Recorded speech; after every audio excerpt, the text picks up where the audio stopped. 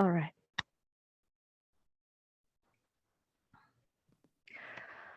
Thank you, everybody, for joining us tonight. And thank you for bearing with us as we had some technical challenges. This is the way that things go sometimes, and we appreciate you and your willingness to work with us to make sure that we can support everyone.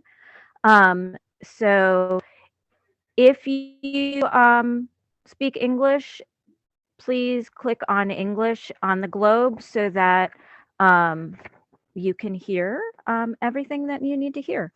But I want to say welcome.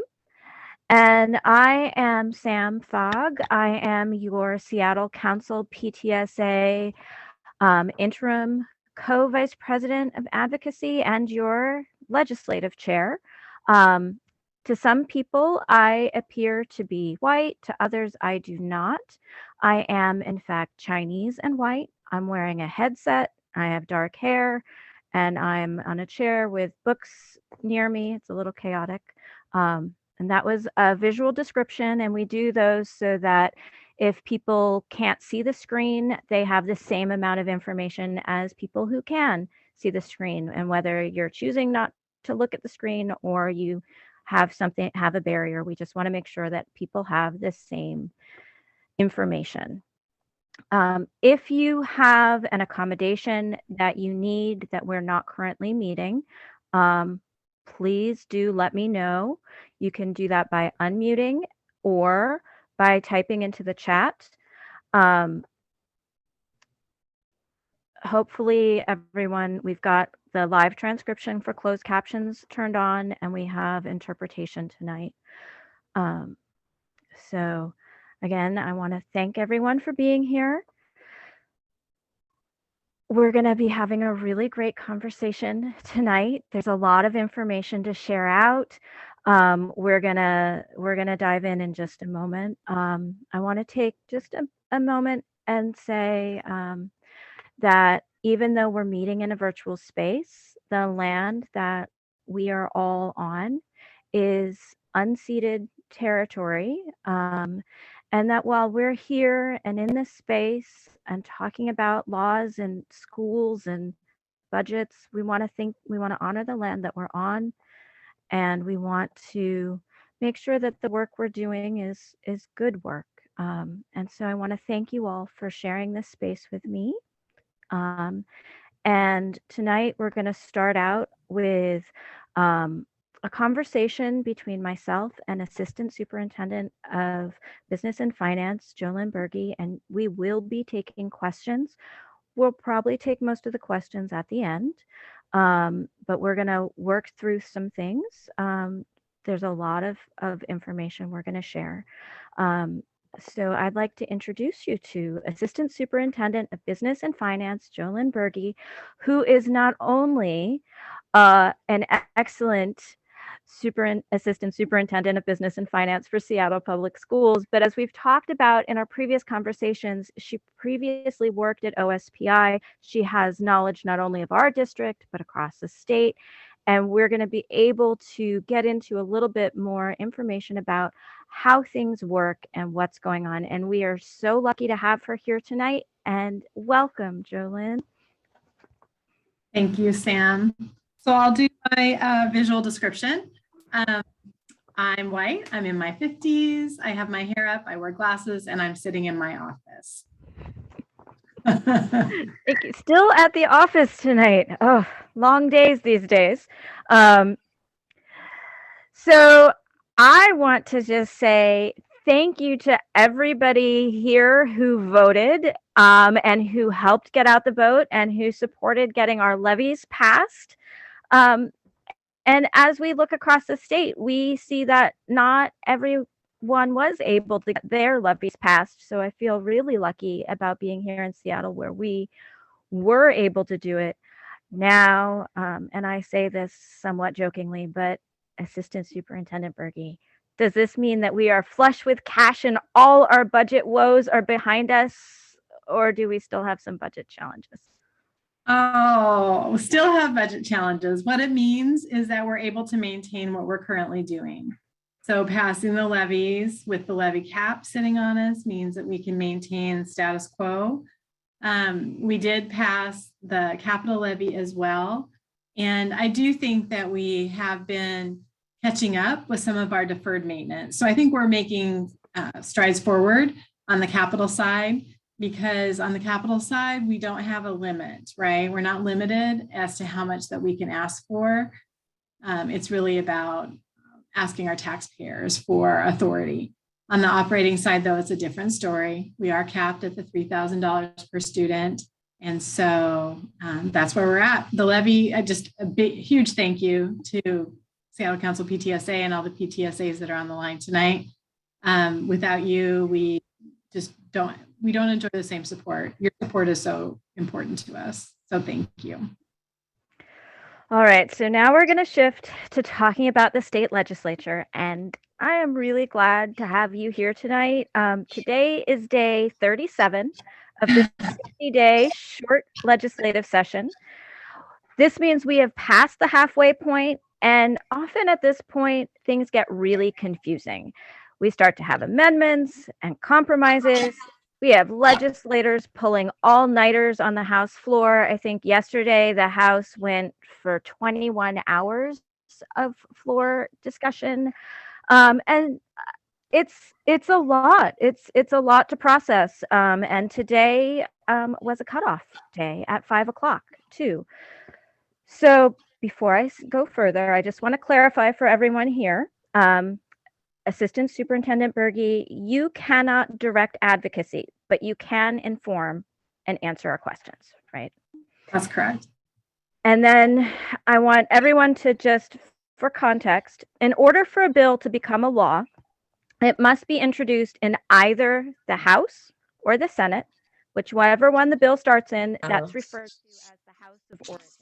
Y ahí eso se refiere como Pass through the floor and then repeat the process in the opposite house.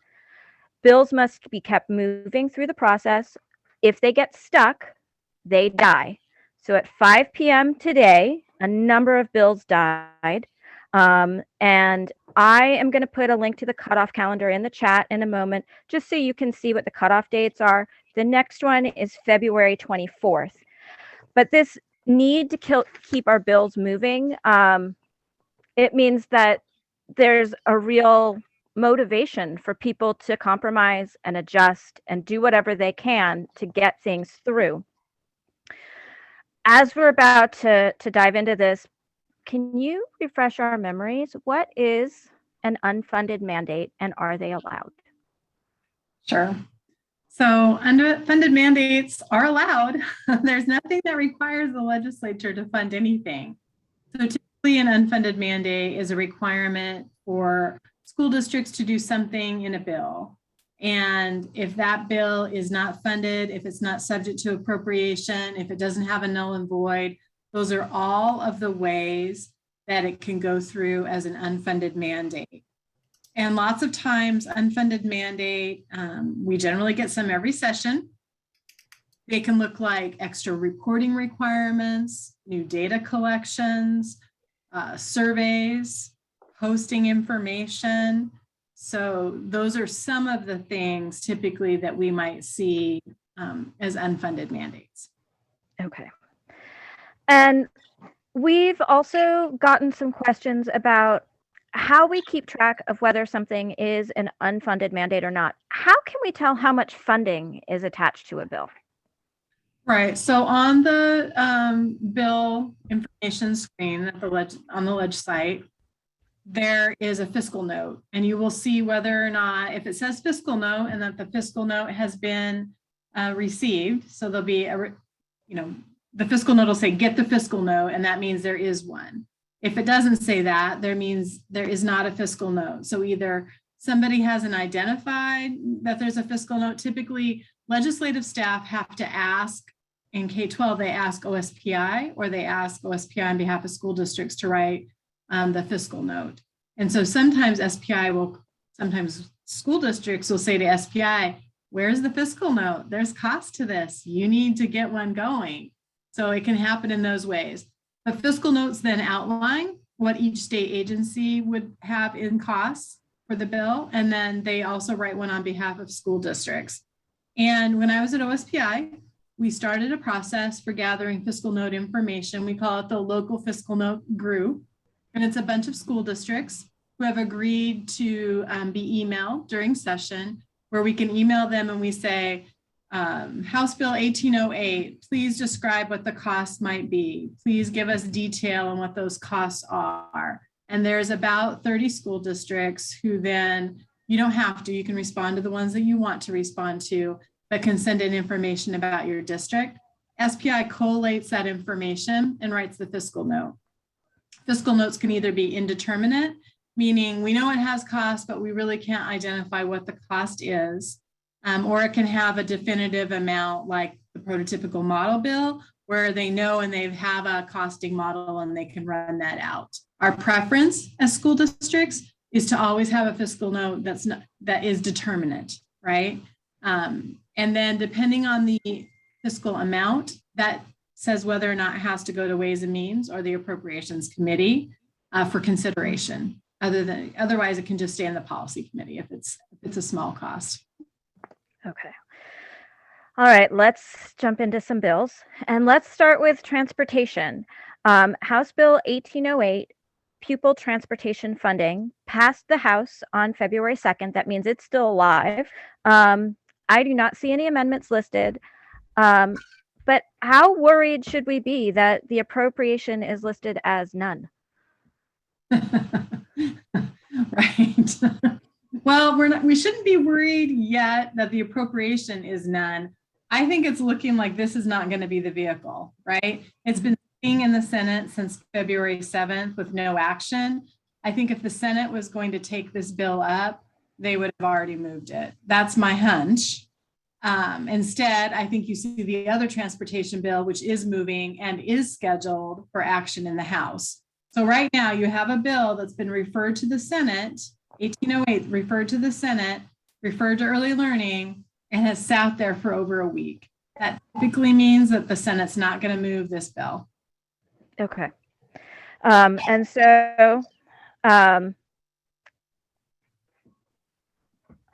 the other bill is 5581, and this is also called Pupil Transportation Bill. It is a substitute bill, so it has changed. It passed off the Senate floor on February 9th, so it's still alive.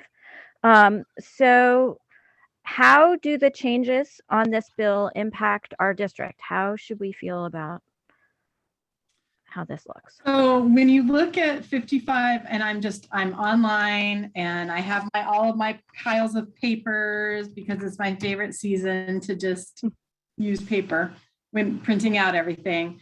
So you can see for this bill that it went over to the House, it had the first reading, it was referred to education, and then they sent it right to appropriation, right? So it's moving, you can see it moving along in action. So this is why we think this is the vehicle. Mm-hmm. So it was a substitute bill. It was, the Senate passed it with a sub. The substitute bill did not impact Seattle or our districts in general. It was really some language that was added for small districts to relieve them of some reporting responsibility. And then they added a section 4. So they kind of broke up section 3 into 2 pieces. They added another section, and then they wrote some language because the small districts had been saying, hey, these reporting requirements are going to be much more difficult for us to manage. And so they added some language in there that kind of softened some of that for the small districts. But for us, the substitute, I don't believe changed anything. And are we still wanting this to be funded at around 60 to 100 million statewide? At a minimum. So you tell what the bill's going to do, right? What it has set up right now is that we're not getting anything in 22-23, which is super unfortunate, but that's the way it goes. But we get to start reporting. So districts start reporting what their expenditures are in 22-23. And then I suspect that using those reports, they'll build up the appropriation level into the 23-24 budget. Okay. And I saw that there was an amendment by Senator Linda Wilson, and the note on the amendment was that the amendment was pulled. what does it mean when an amendment is pulled? I know what it means when a bill is pulled to the floor, but when Yeah, so she changed her mind. Okay. They asked her to change her mind. Somebody asked her to pull the amendment and she pulled the amendment and decided not to go forward with it for whatever reason that might have been. Okay, so is it the same as when they withdraw an amendment? Yeah, yeah. I mean, it just right. wasn't even considered, right? It didn't even get that far. Okay, so we're expecting 5581 to be the one that moves. We should still keep track of 88. We're hoping for a minimum of $60 to $100 million statewide. And when we're talking about these kinds of bills, one of the reasons that we really want to talk statewide is that the legislature is a statewide body, first of all. And second of all, there is some concern. If we talk about just Seattle all the time, the legislators across the state typically don't want to hear just about Seattle.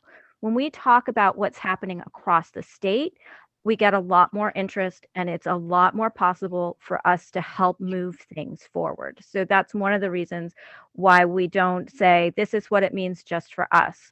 We're working together with allies across the state to try and move this forward. Let's talk about enrollment stabilization. In addition to the concern that I personally had going into the session that legislators might not understand enrollment stabilization, I do want everyone to know there is an organized group actively opposing enrollment stabilization. We started this session out with 2 bills, but one of them did not make it off the Senate floor. So now that bill died today, and we're down to 1, which is House Bill 1590. And I want everyone to know, again, when 1590 was in appropriations, when it had its public hearing, 1,000 people signed in con on this bill. This makes me a little worried. Are you worried about enrollment stabilization? I think we're going to get something. I still feel like we're going to get something. I mean, they've already they bought it down. In the other bill that didn't move, they had bought it down by 50%. So obviously that one is not the vehicle. It's not moving. 1590 is the vehicle. It's been sent over to the Senate. I think that we could see them drop the 50% rule in, which would mean less funding for Seattle. But I do think that there's something that's going to be funded there. And now, I wanted to call something out, even though it's not, it didn't move forward, just so that people can understand a little bit about what sometimes happens with these bills. So when 1590, it passed the House floor on February 11th. None of the proposed amendments were attached to them, but one of them was a requirement, one of the proposed amendments that did not pass, I want to be clear about that, it was a requirement that districts not have a mask mandate. And then it had a scope and object note. Can you just tell us a little bit about what that means and what happened there? Sure. So the amendment, there's a title for the bill. You can only put things under that title, right? The language of the bill has to be, sometimes they write titles very broadly, so you can fit a lot under them. Sometimes they write them tightly, so it's very specific. And so what they determined was that the amendment being offered for the mask mandate did not fit under the title of the bill or the scope of the piece of legislation. It was outside the scope. And so they're like, nope, you can't have that. You can't have that offer that amendment. And so we don't need to worry if somebody tries to stick a mask mandate onto something like enrollment stabilization, because it's not going to go through. This is political posturing, and we don't need to stress about it, because if it's completely unrelated to the bill, there's rules about that, right? That's right. I'm seeing a question in the chat. Does the House version of the enrollment stabilization bill still authorize funding stabilization, or just maintaining the levy and LEA provisions? Is it expected that the funding stabilization would be funded through a budget or through the bill? Is funding stabilization for the year expected? So the House Bill 1590 that the Senate's going to take up, it still has the enrollment stabilization, it still has the levy provision in it, and it still has LEA, or local effort assistance, which is the offset for a property poor district. It's the levy help that a district might receive. So it has all three things in there. It could be funded in the budget. Like there'll be a line item put into the budget for it, right? That's how it actually get funding. It's subject to appropriation. The bills don't actually get funding. They have to be included into the budget. And that maybe we'll talk a little bit more about that in a moment. So I think that there's some funding that's coming for this. This was a super important, the Senate has stripped out the second year of levy stabilization. They stripped it out and they stripped it down to 50%. So while that bill is dead, typically you'll see some of that language come up during discussion. And so the risk is, what you think about then, what we think about is, oh, is the Senate going to try to add their language to this House bill or not? And then if they don't pass the House bill in the form that it came over in, then they have to send it back and they have to reconcile. Yeah, so both houses have to agree. It's not just the last one. That's correct. Both houses have to agree. All right. If, imagine, not the worst, we'll just go there. If 1590 enrollment stabilization were to die, could it be fixed in the supplemental budget? Could, like, if the bill isn't there, could there still be something in the supplemental budget? Yes. So one of the things when you've been around a long time is nothing is ever truly, truly dead until it's not included in the budget. It can always come back in as a budget proviso. So what they typically do is in the end of section 501 of the budget, typically we're in section 501, right? And then there's an ed legacy section, which is a specific funding source later on in the education section of the budget. At the bottom of those sections, they typically list the bill number that they're funding, and they'll fund at the level of the fiscal note, right? So if there's a bill that has to do with, leave accrual or whatever, and there's a fiscal note attached to it, they'll write in the budget that bill number and the amount. And so the same for this, they would write the bill number and then they'd write the amount that they were appropriating, with or without. So they can fund enrollment stabilization in the budget. They cannot fix the levy in the budget. That has to be fixed in a standalone bill. So if we see, for example, that 1590 gets stripped down to just the levy stabilization, we still want to vocally support that. We still want levy stabilization. And we might continue conversations about enrollment stabilization in general to encourage something to happen in that supplemental budget, so that in the budget it could come up. So we want to keep those conversations going. All right, let's move on to concerning prototypical school formulas for physical, social, and emotional support in schools. 5595 and 1664 both have the same title. They're not companion bills. They didn't start out the same. There was opposition to these bills as well. 1664 was voted off the House floor on February 10th. 5595 died today. So we're not gonna talk about 5595 anymore. Before we get into this, can you just give us the title of this bill concerning prototypical school formulas for physical, social, and emotional support in schools? Can you just remind us of what this bill was meant to do? What does that mean? Sure. So the bill was meant to increase allocations for certain staffing units that are in the prototypical model. Counselors, teachers are the ones that come to mind, and nurses. Not teachers, I should say counselors / social workers and nurses. Now, 1664, it was amended. And can you tell us at this point what 1664 would do for our district? Because this bill went through a number of changes, and what does it mean now? Yeah, so it's they had the same numbers in them, so it hasn't been amended.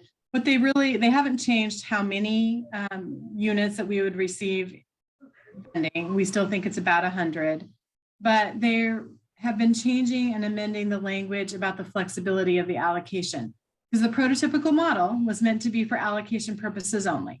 And the legislature in recent years has changed their mind about that. And when they give extra stuff, they want you to spend at least that amount of money on that extra stuff.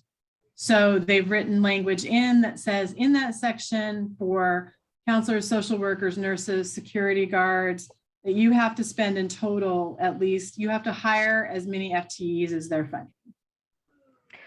Report in Seattle, we're way past anything that they think they're going to fund anyway. So, right. So I was going to ask you that if 1664 passes, some of the talk around this has been that, oh my goodness, now we're going to see this dramatic increase in nurses and counselors, but that's not true for Seattle, right? Because they're not asking us necessarily to do that. We're not going to suddenly have nurses in place. I mean, there are going to be increases. We are going to see increases in those allocations. We will do that. But what this was doing was paying for things that we were already paying for out of our levy that we shouldn't have been paying for. So then it's a question about how many can we hire? How much room do we need to make in levy? But we are very committed to increasing the number of nurses, counselors, and social workers each year in our schools. And yeah, we are going to see increases. Increases is good.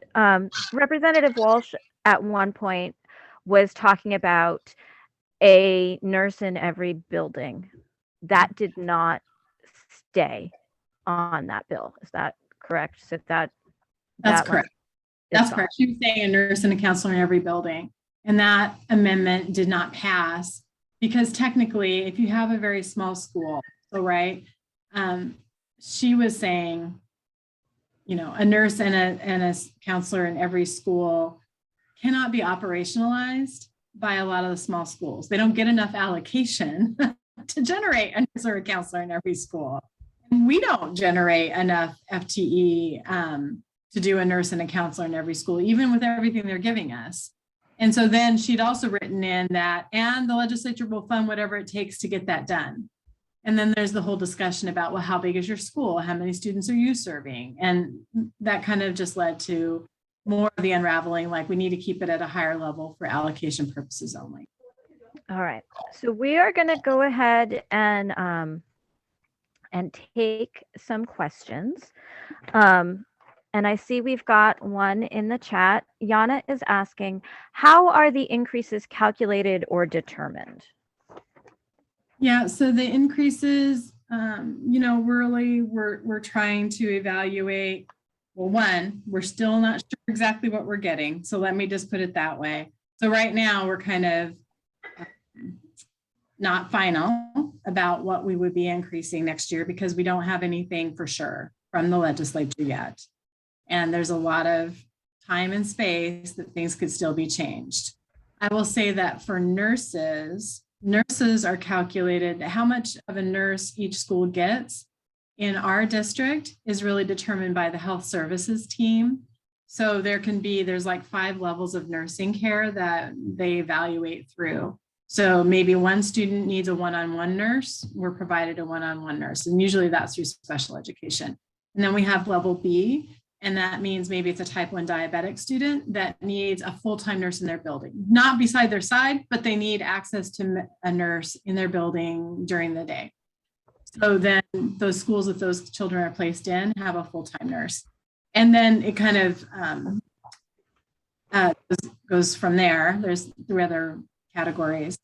And we have some nursing services in every school. It's just that there's not enough service yet in all of those schools. And as we're talking to legislators, we really do need to be explaining to them why this is important. Because for parents, this feels so obvious. When we send our kids to school, it feels obvious that these are things that we need. We need enrollment stabilization. We know that just because we have a small percentage of less students, it doesn't mean that the students who are in our schools need less staff. We're not seeing right now, we don't feel like we have people in our schools who are not doing anything. Everybody's really working hard and really busy. And as parents, we know why a nurse matters. We know these things.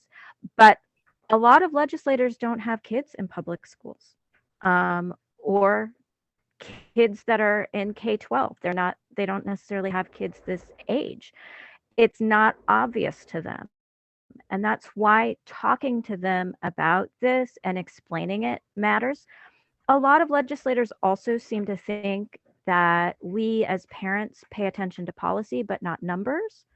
And so that's one of the reasons that these conversations are so important, because they'll pay more attention to the numbers if they know that the people voting for them are paying attention to the numbers. That we can't, when they come to us and say, oh, we spend almost half of our budget on schools, we need to be able to go back and say, yes, and we need this amount of money, and this is why. This is what our experience is. And so that's one of the reasons why we're having these conversations. Sam, Jenna has her hand up. Okay, Yana, do you want to unmute and ask? Yeah, thanks.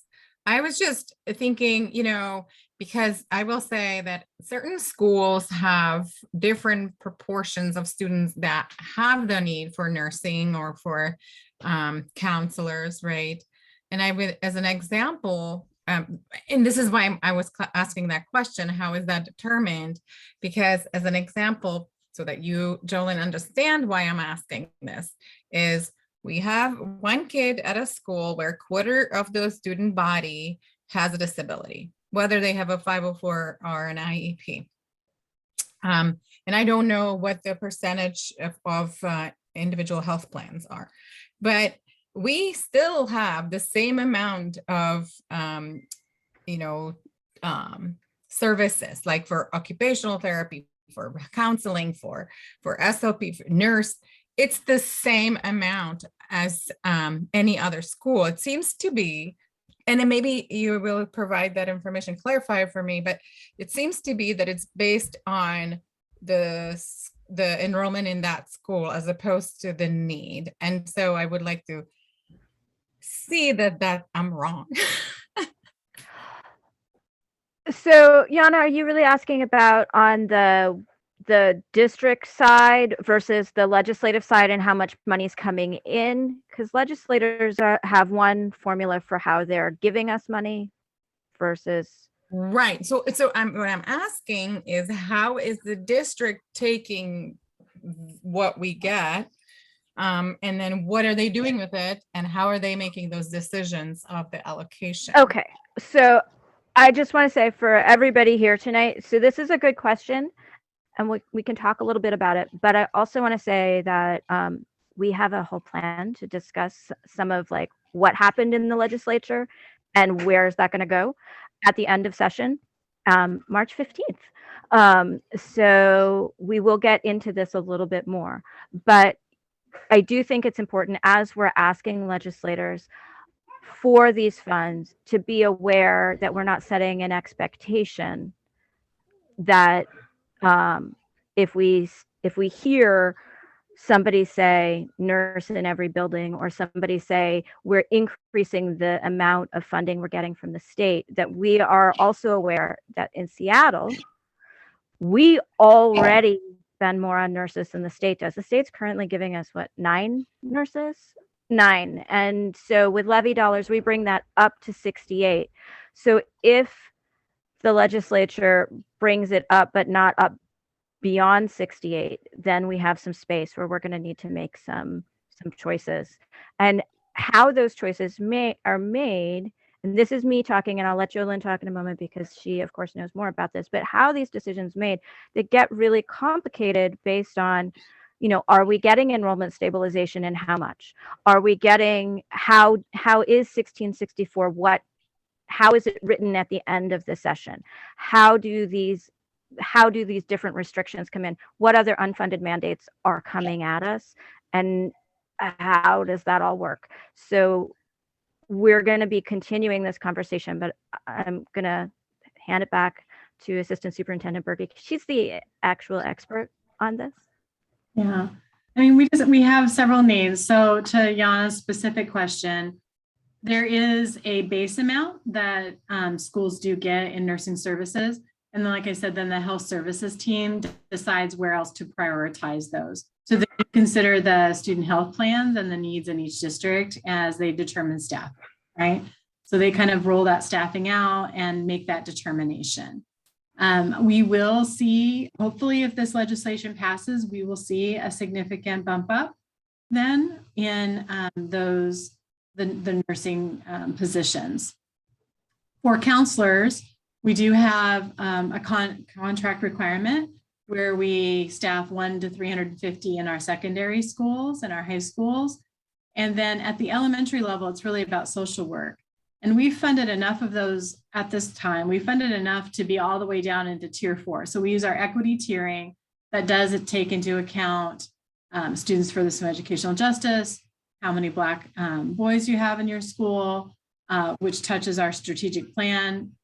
Students experiencing homelessness, foster students, and students in poverty. So all of those factors together have schools ranked, and then schools are provided that FTE. We're kind of working down the list, but we are in tier 4. So all of our high need schools have those needs met already. So that's good. So we've got transportation, enrollment stabilization, changes to the prototypical formula. Those seem to be the major bills that we're dealing with right now in this session that impact the budget. Am I missing other bills that are going to have a big impact that we need to be paying attention to? I don't think you're missing other bills, but there's one other issue that's out there and you haven't heard about it, and it's the COLA inflation. So or the IPD inflator. So when the legislature gave us dollars for raises, they inflated it by 2%, but the amount actually this year is 4.5%. So there's a lot going on behind the scenes as to when school districts would get the rest of that COLA to make sure that our salaries are staying competitive with inflation. And so that is something that we're going to see in the budget. It's either that they're going to give it to us now mid-year, or they would give it to us next year and they would, we just wouldn't get it this year. We would get more next year for salary increases, because you all may have just read where cost of living in Seattle has gone up 7.5%. I can assure you that there's no way that we're getting 7.5% from the legislature, but it is important that they do address that. Typically they don't adjust it, but typically it's only off by a 0.1%. This time it's off by more than double. So there is that going on, as well as to the list of things that they need to spend money on. Before I ask you more details on that, some people on here might not know what COLA is. Can you just define that? Sure. So there's a cost of living adjustment, COLA, cost of living adjustment, that is provided by the state. They use a factor called the implicit price deflator, which is something that tracks a market basket of goods and the amount that they cost. The other factor that they no longer use, except for in levy, they use a different inflationary factor for levy only. That's called CPI, or Consumer Price Index. And so the IPD, or the implicit price deflator, and CPI are two different inflationary factors, and they have different ways of being measured. IPD is typically lower, and that's what the legislature picked. And where do these conversations happen? Because we're not seeing a bill on this, for example. So where's this conversation happening, and how can we let people know that we're paying attention to it? Yeah, I think that they're really happening in legislators' offices. I think they're happening with budget writers, WEA. is carrying a lot of that conversation. I know that we've been involved in that as well. SPI has been involved in that, and so have the associations. So it's one of those things that people noted, but there's no bill and there won't be a bill for it. It will just simply be in the budget. Okay. And when we're talking about things like this, or we're talking about wanting funding in the budget, there's not something where we go and we testify on that. That would be something where we might send an email to Ormsby, for example, and say, this is something that matters. Can you consider it while you're writing the budget? Can you think about that, right?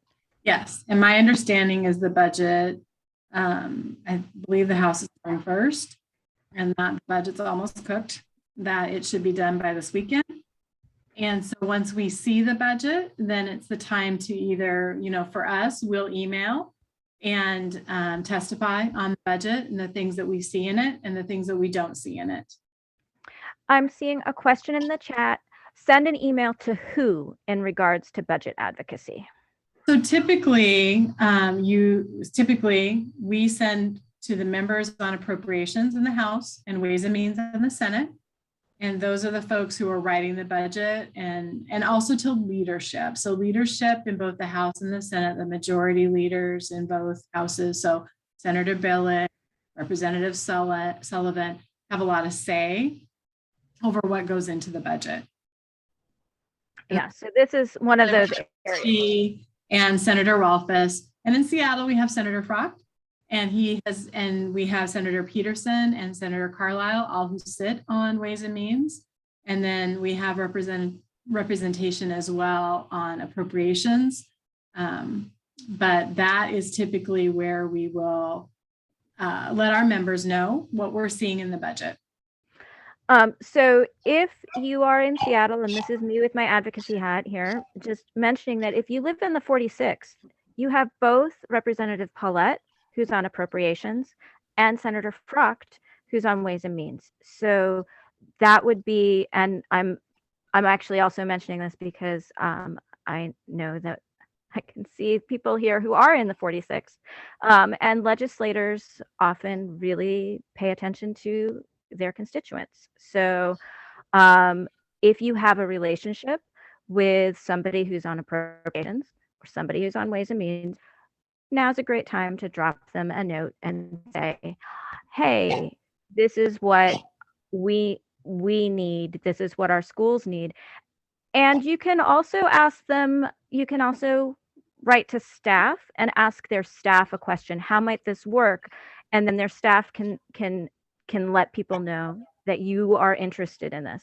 You're not going to typically hear from, at this stage in session, our legislators are not talking to constituents directly as much, but their staff is the best way to get messages through. And if you get staff on your side, that is an amazing, amazing thing. Staff can do amazing things for us. Do not underestimate the power of staff ever. So never feel disappointed if you can only get hold of staff, have a lot of sway. So I just want to throw that out there, that we do have some folks that we can ask things of. We can talk to their staff. These budget discussions are a little bit more opaque and a little harder for us as parents to really get involved in. And one of the reasons is that as we typically, in their experience, parents don't have access to the numbers. And so you want to just show them that when you're having the conversation, that you actually have a sense of what's happening, that you're actually able to impart value, that you know what you're talking about. All right. I want to give a moment. So one of the problems with the fact that I have a Chromebook is that I cannot hear interpreters. So I'm going to pause for a moment and see if any of our interpreters have questions from their interpretation rooms. And if somebody hears an interpreter speaking, will they let me know? because I won't hear them.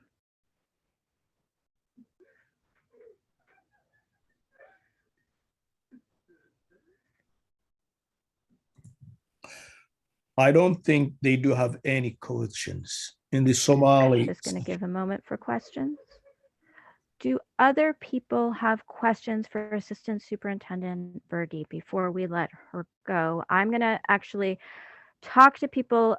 I'm going to ask advocates to stay on just a little bit longer so I can give a little bit more advocacy information. We do have some policy bills that are going to be in committee this week that I know people have been interested in, so I will give information about where the hearings are. Ayan, I see your hand. Yeah, I had a question for JoLynn regarding special education. I'm not sure if you know anything about their budget, how much they lost, what's going on in there. A lot of families in here do have kids with special needs. Sure. So the legislature is not addressing special education at all this session, although we've continued to highlight how underfunded that program is. That will continue to be something that the district uses. The biggest chunk of levy dollars go towards our special education funding gap in Seattle Public Schools and in many other districts as well. And so one other thing I want to make sure that people know is that we're in a short session right now. This is not a budget session. So even though we're talking about money, the amount of dollars we're talking about this session are relatively small. But as we build our relationships and show our politicians that we know what we're talking about and that we are paying attention, we're going to be getting ready to have conversations with them over the interim, which is the time between legislative sessions, because next year is a budget year, and we want to make sure that we have developed relationships, that we have been having conversations, that we are letting them know what we expect from them around budget, and that we really need to have some conversations with legislators about funding for special education, among other things. But yes, this is going to be a big conversation. And so we're going to be moving some of these things forward. So if you're feeling like, why aren't we talking about fully funding schools right now? It's because this session is not where that would happen. But we're getting ready, and all of this work we're doing is to set that up. Brian had a comment in the chat. I'm not sure if Brian wants to say it or if he's okay with anybody reading it. Brian Duncan. Yeah, go ahead. I just wanted to address the wealth tax bill. Is it still going, and can the district take a position on that, and have they? So we have supported income tax or the wealth tax in the past, is my understanding. I don't know that that bill is moving forward, though. I have not heard anything about it. We know that in Washington State, we have the most regressive tax system, and that revenue reform, tax reform, is something that our state desperately needs as we consider how to move forward with funding education.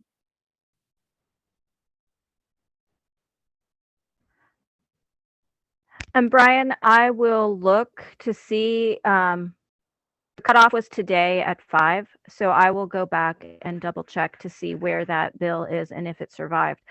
I will say that the list of bills that I'm tracking got chopped a lot today. And so I don't remember seeing this bill though, Sam. I don't remember it coming up to me at all. Okay. Yeah, I can look into it, but I don't know off the top of my head. Yeah, if neither one of us have seen it, because state PTSA and the associations have typically supported, a new revenue structure. And we will be continuing to push that forward. And our legislators are supportive of that in Seattle. Yeah, in Seattle, we have pretty good support. So the other thing that we will need to do, and this is an advocacy thing, so I'm making it clear that this is me talking. We need to build allies across the state. We need to form relationships with advocates across the state, because a lot of times people have already taken Seattle into consideration. They've made assumptions about what Seattle wants, and then they're going to go do their thing anyway. So we need to find where they maybe didn't expect support for something to come from, or where they didn't know that people were in agreement with us on something. So when we work across the state, we can get more things moving in the legislature. So we have to keep in mind that the state legislature, that it is the whole state, and we've got to move the whole state. And that's one of the reasons we saw Representative Frame a couple of years ago. She did a tour of the entire state. She's a Seattle legislator, but she went all over Eastern Washington, Central Washington, holding these little town halls, big town halls, to talk about how the regressive tax system impacted different communities across the state, and just clarifying and answering questions. And so that's why you'll see people from Seattle going out and actually like physically driving across the state and having conversations. Now we don't have to drive. We can just use Zoom. All right. Does anybody have more questions about this legislative session, where we are in session, or bills that we're talking about that relate to Seattle Public Schools budget? All right, it is 8 o'clock, 8:08 actually. And I really want to thank Assistant Superintendent Bergey for joining us tonight, for talking to us, for sharing information. This is the third conversation that we've had, and they've been going so well that I reached out and said, can we do these like all the time? So we managed to book one a month through May. And so obviously legislative session will be coming to an end, but that doesn't mean that budget and understanding school funding and understanding how the money moves through our district is coming. That keeps happening. And so we'll be back on March 15th, and then there'll be dates in April and May as well. I am going to stay on for a little bit longer to talk to people who stay, about some upcoming opportunities, and the weekly advocacy drop-in hours and things like that I am now doing on Saturdays. But I wanted to say, JoLynn, I know you've been working a lot, and you're still in your office at 8 o'clock at night, and we can see that. So I want to say thank you so much, and I'm going to stay on, but we're gonna let you go. Well, thank you. I just want to say how fabulous our levy results were.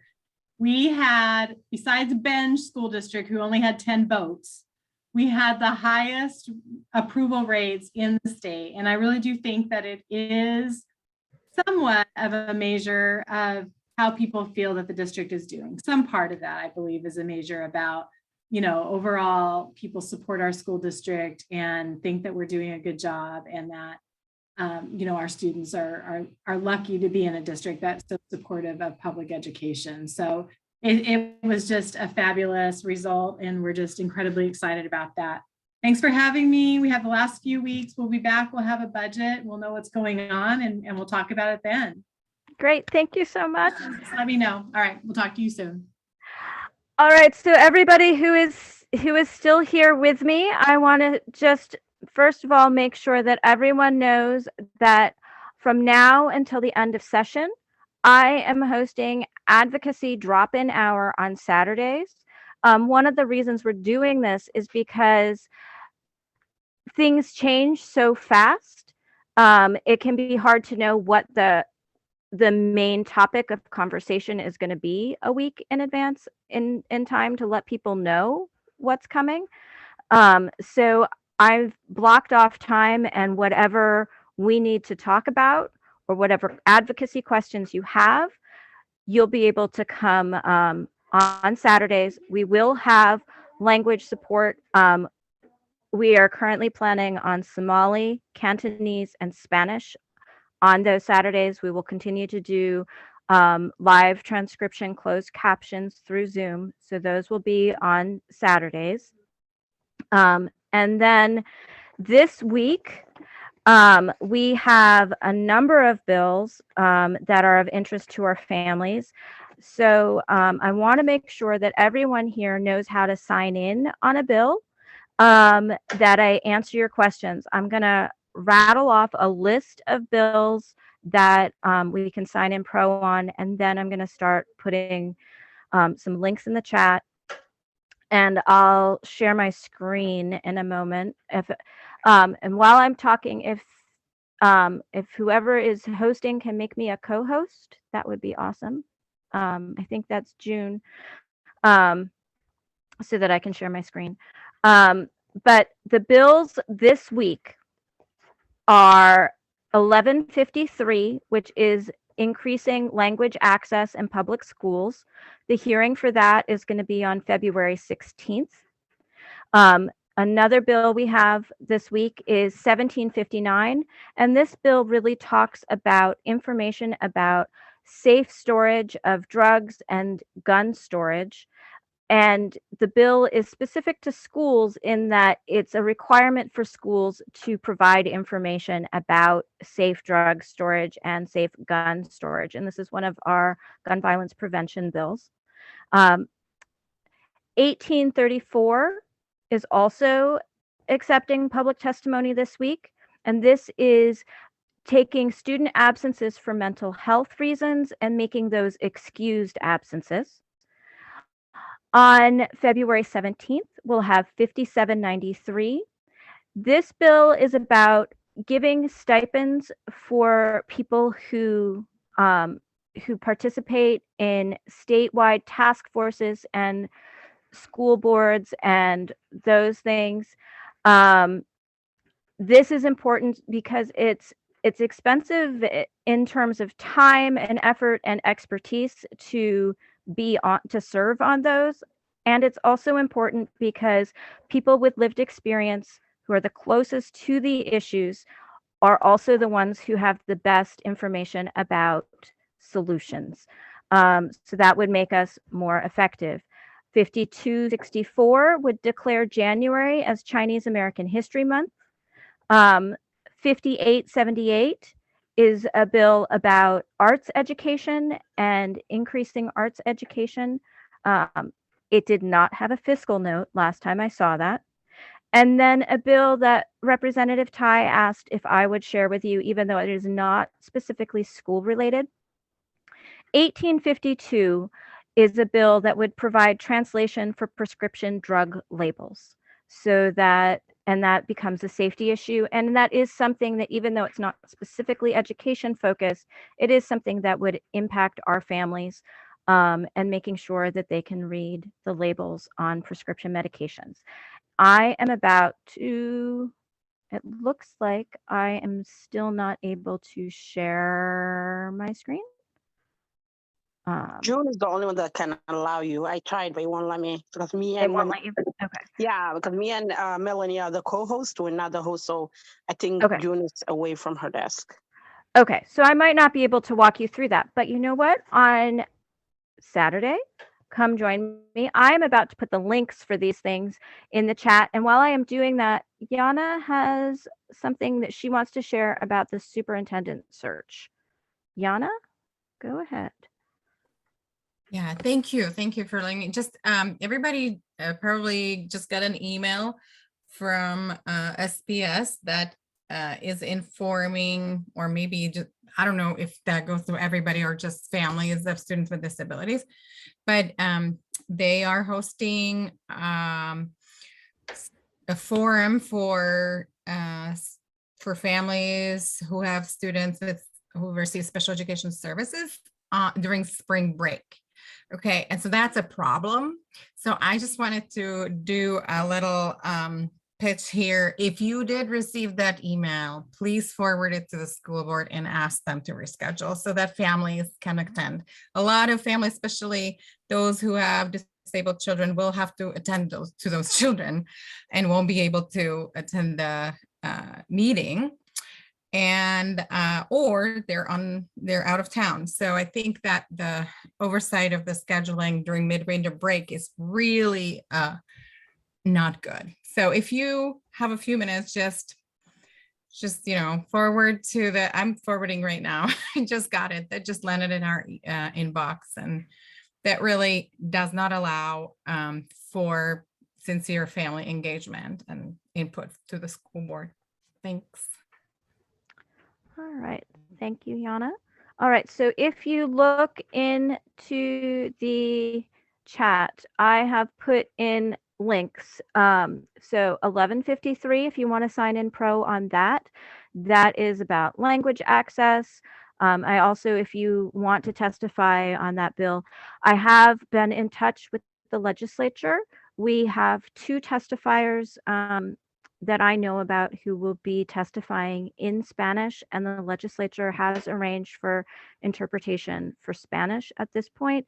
If you speak a language, if your preferred language is not English and not Spanish, and you need help talking to the legislative staff about getting interpretation, please reach out to me. I can help you get them to provide it. I am not in charge of providing it, but I can facilitate asking for that. So we also have the other bills I talked about. They're in the chat, and you can click and sign in on the ones that you feel that you would like to support. When you're signing in, it will have an option for you to have an organization. You do not need to fill that out. You can fill out that you are a parent advocate. And if you know your PTA, if you are on the board of your PTA and speaking on behalf of your PTA, you can put them in, but you just want to make sure that you are in fact speaking on their behalf. I would like to take a moment and see if anybody has questions for me about advocacy. Yana, yes. Yeah, so I have a question. So I spoke with a parent today who's willing to provide written testimony because he's at work and has meetings tomorrow. Because I told him, I know their situation and how not having an interpreter who is knowledgeable about special education specifically impacted them, and how their deaf daughter was interpreting for the mom. Crazy situation. And so I would like to know until when, because I know that you can submit testimony until after, right? After the. Yes. So the way it works, and I'll just go through all of them starting with written. If you are submitting written testimony, first of all, I want to make sure that everyone knows you can submit that in your preferred language. They will get that translated. You do not have to write it in English. Next, I will say I'm going to put the link for submitting written testimony for the language access bill in the chat. If you are submitting written testimony, you have 24 hours or 1 day from the start of the hearing. So with the hearing for the language access, increasing language access in schools bill, that's 1153. That hearing is on February 16th at 10:30. And that means that written testimony is due by February 17th at 10:30. If you want to sign in pro on this bill, because the hearing is February 16th at 10:30, you would need to sign in on the bill by February 16th at 9:30. If you would like to sign up for remote testimony, you would need to do that by February 16th at 9:30. You want to give them as much notice as possible if you need language support. If you would like an interpreter, letting them know as soon as possible will make the difference about whether they can provide that or not. I know that for this particular hearing, these will be, are these links for testifying or for listening in? All the links that I have posted are for either signing in pro on a bill or for testifying.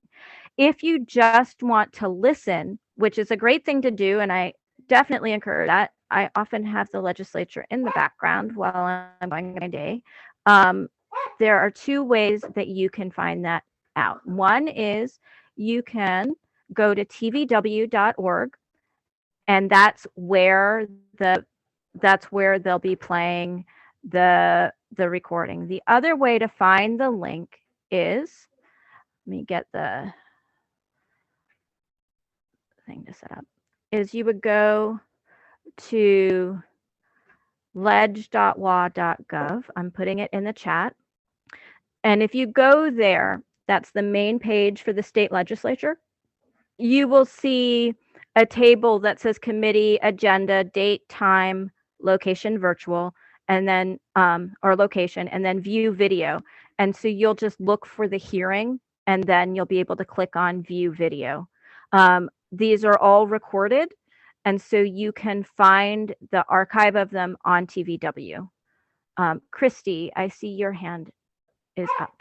Yeah, I just wanted to add to what you and Yana were saying about the language access bill and add the history there. From my understanding is that there used to be some language in there about having language translation in IEPs, and that it got taken out. And so I think anybody who has ever dealt with an IEP knows that it's hard enough in your native language. So I think it's like, it would be really helpful to have people testify about how important it is to have translation in those meetings.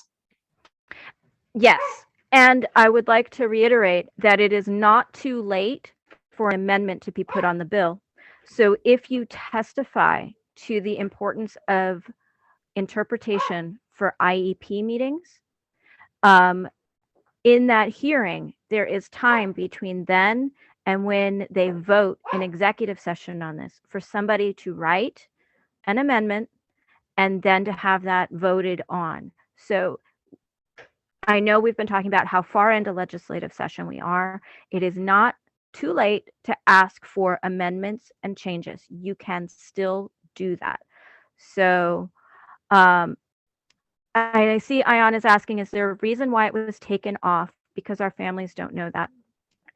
I would guess that the reason is potentially related to cost, or is related to legislators not understanding. This is something that a lot of legislators simply do not know about, and we need to educate them. Legislators, they all have their specialties, and they rely on their constituents and their advocates to educate them about things that they don't yet know about. So we can help them make better choices by telling them our stories and explaining to them what we need them to know. It can be very frustrating because for most of us, this feels so obvious. But I will tell you that I have conversation after conversation after conversation where this stuff is news to them and they didn't know the impact. They need to know the impact. All right. Other questions?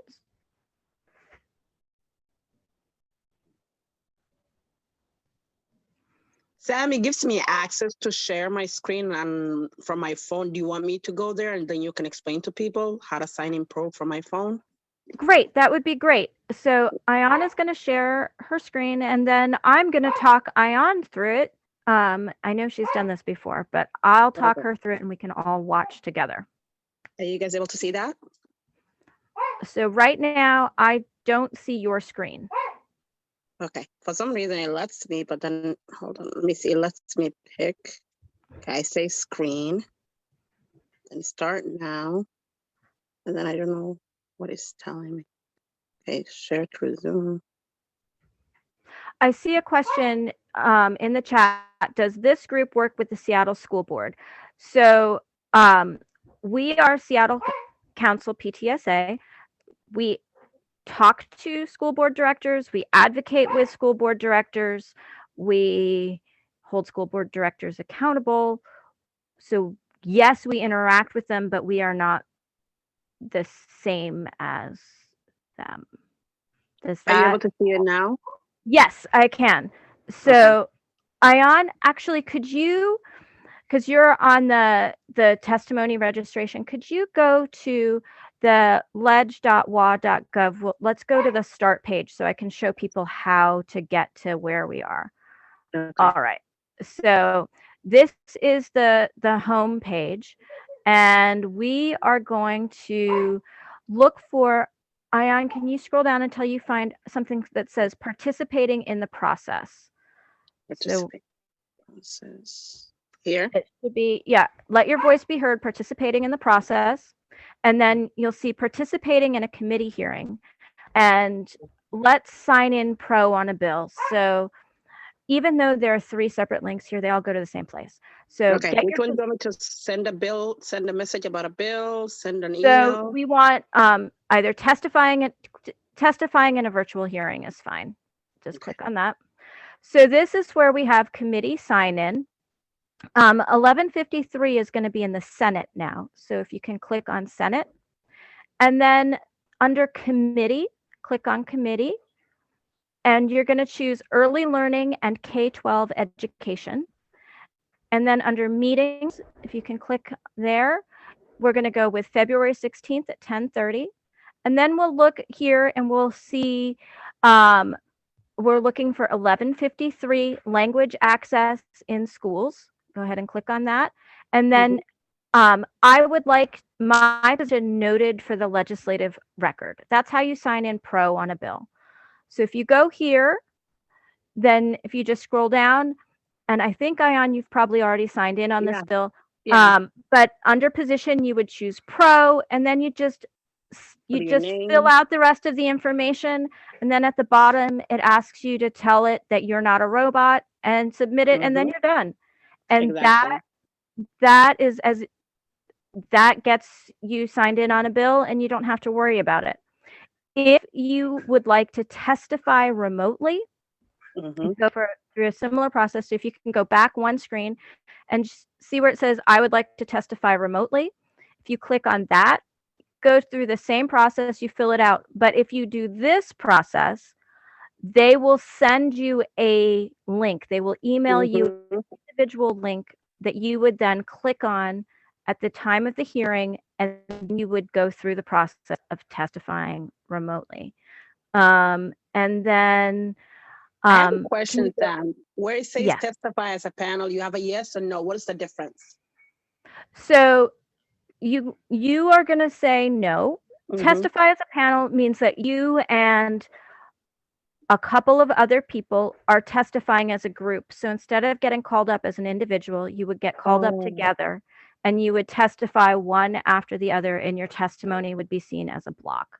Okay. Now, while you're on this page, there's another button that a lot of people miss, but that a lot of people get very interested in. It says, see who has signed in for this agenda item. Can you click that? Mhm. And here we can see our list of testifiers at the top, and you can keep scrolling down. And then So beneath that, we great. can see the people who are not testifying and who are signed in on the bill, and we'd be able to see their petitions. And we can see we've got Yeah. a number of people who are signed in. So we're hopeful that this amount of pressure will get Yeah. this bill passed. So But it it has does, 17 so far that's signed to testify. That's a lot of people.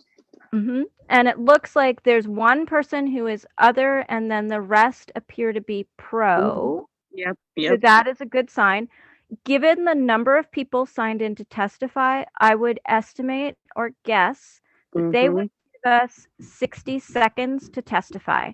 That does not include time for interpretation. So you would get 60 seconds in your language, and then the interpreter would interpret for you. I'm And being also, there's more people that either submitted a written testimony or voted pro. So that's like really good. yeah, so we're doing pretty good. Christy's saying, if you were asking for an amendment like we talked about, would you be signing in other? No, you would not be signing in other on this one. Other indicates that you're objecting in some way. The underlying bill here, we want to pass even if they don't add the amendment. So we would testify pro, Mhm. but then you would ask for a friendly amendment. You would say, I like this bill, but I'm asking for a friendly amendment. I'm asking that you include the following language.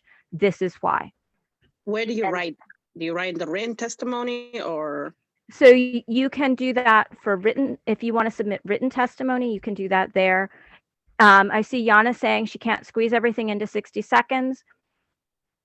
They're going to hold you to the 60 seconds. Yes. But yes. if you run out of time, what you say is thank you, and I will submit the rest of my testimony as written testimony.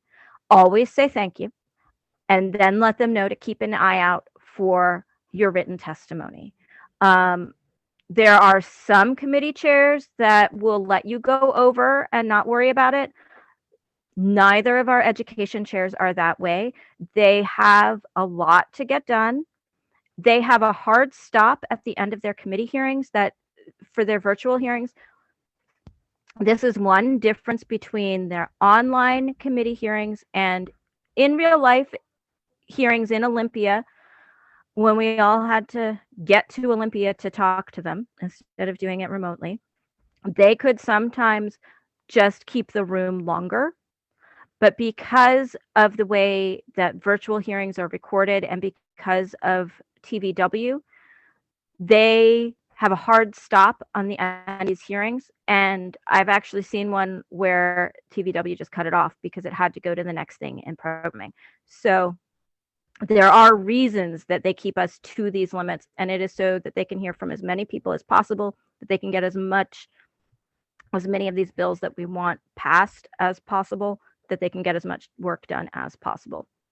But one thing I've noticed, Sam, last time was like they give a little bit leeway to those that are having technical difficulties or that have language support. They do give a little bit, not that much, but a little bit leeway with the last meeting that we were in. And that is going to vary somewhat. So one of the depending on the differences person, I think. Yeah. that when I've been talking to this committee this time about language access, is I'm being told that they will be providing interpretation in Spanish for the hearing, so that you don't need to just listen for your name the way that we did when this bill was in appropriations. Hopefully that means that people will be better supported. The interpreter should be on longer. So hopefully that will go better. I will say that the legislature is still learning and we are still educating them, and we are working on this and trying to make this system better. I'll also let you know that Representative Valdez and I have already had a conversation about increasing language access to the legislature and making it easier for constituents who do not speak English or who are not comfortable in English to interact with their legislators. We are planning on discussing that during the interim, because during session it's very hard to actually get anything done. Most of that kind of work and that planning happens outside of session. So Representative Valdez is currently the chair of the House State Government Committee.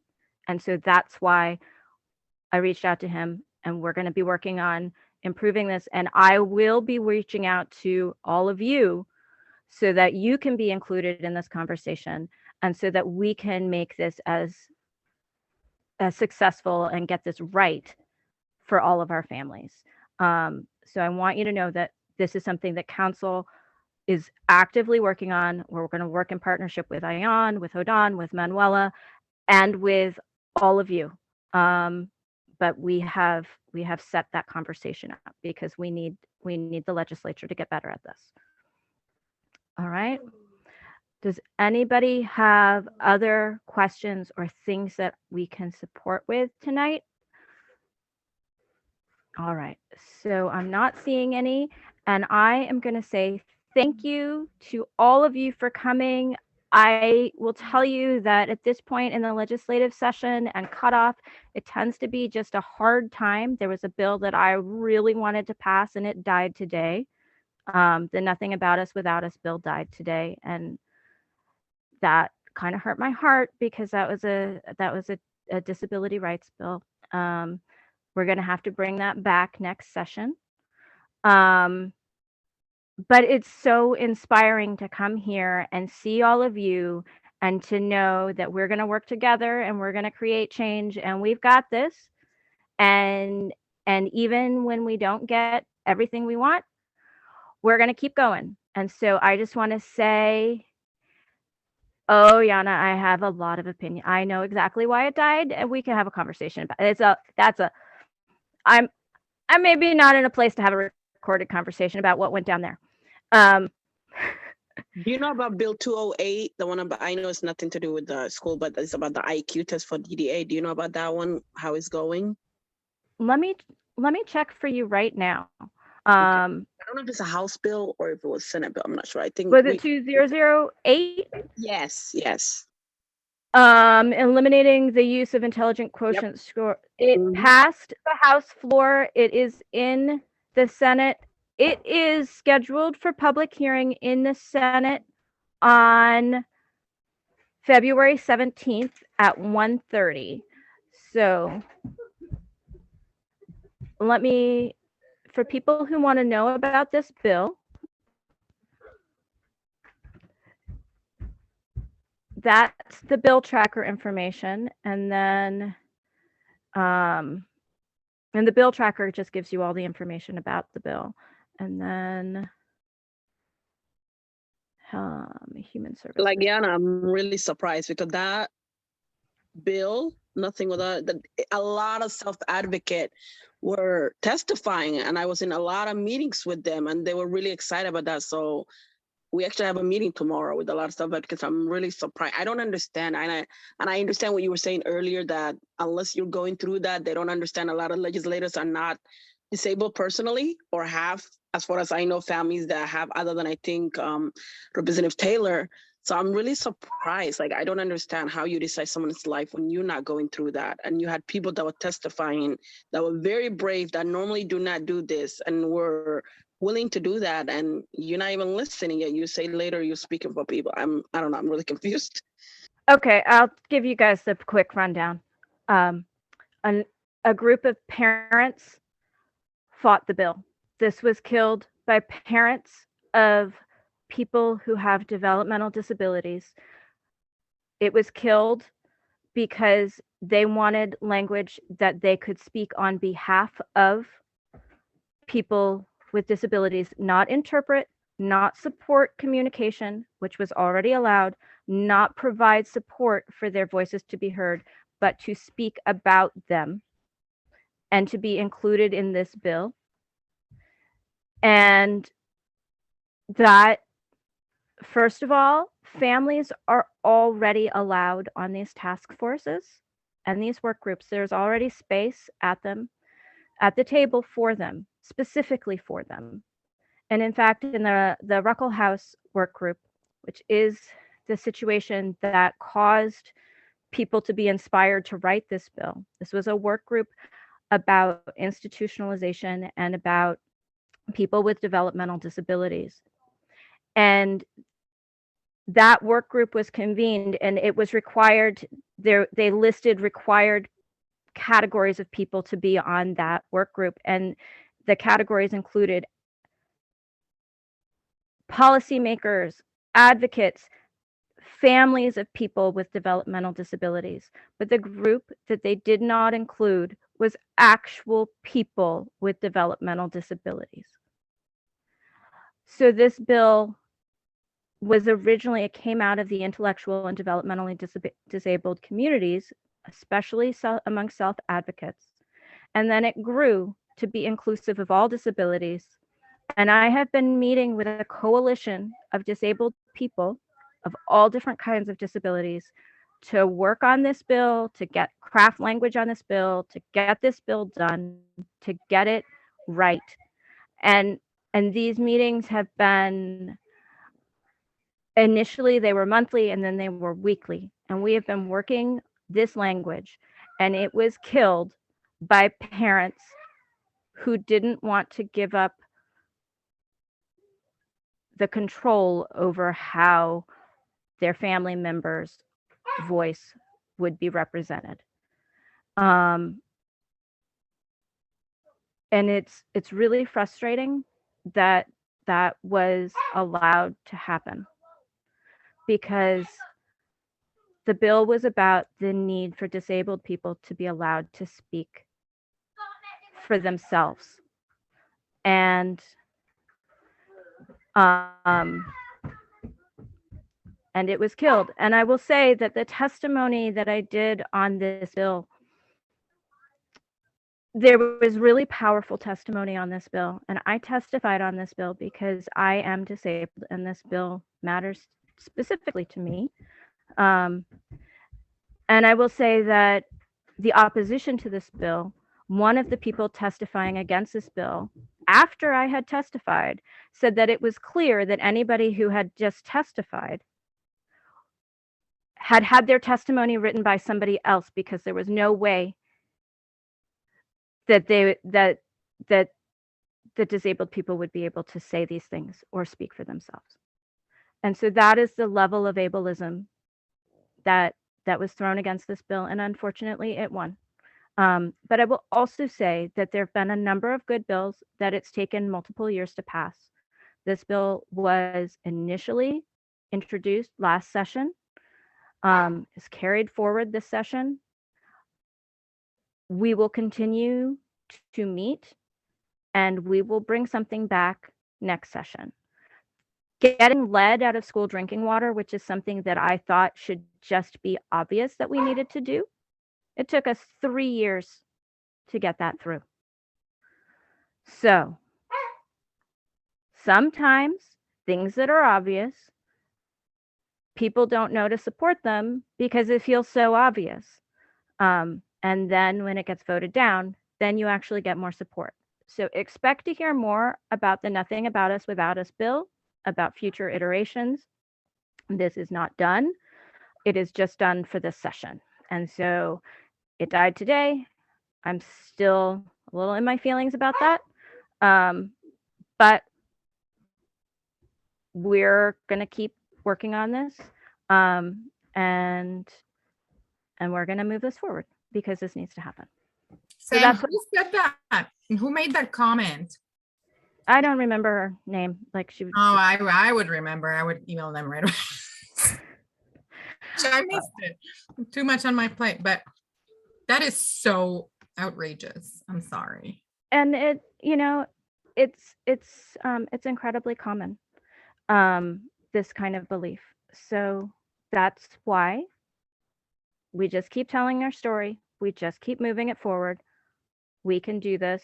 But sometimes this is how it goes.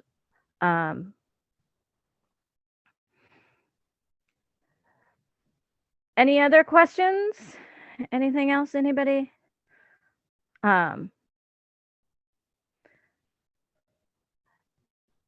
Yes, more student voice in our PTAs. Christy, I hear you on that. Absolutely. We're parent teacher student associations. Student voice is incredibly important, and student voice, disabled student voice is particularly important as well. And I think that we'll be looking for more families of disabled people to talk about how they think that their disabled child's voice is important, and how important it is for disabled youth to have the opportunity to see disabled adults in positions of power and doing important and really good work. And parents we have who support the Nothing About Us Without Us oppose it will become. I think that there was Saka dad badan oo caawinaya haddii aynu helo dad badan oo waxa iman doona iyo ay waxa yaraan doona dadka inaga soo horjeeda. there's a lot of work to be done, and we're going to do it. All right. Other questions? Okay, so we've got work to do. We've got bills to pass. We've got schools to get funded. We've got language access to address, and we've got the opportunity to make some really great change. And I want to thank everybody for coming tonight. And I'm gonna go ahead and let you all go. Thank you again. Thank you so much.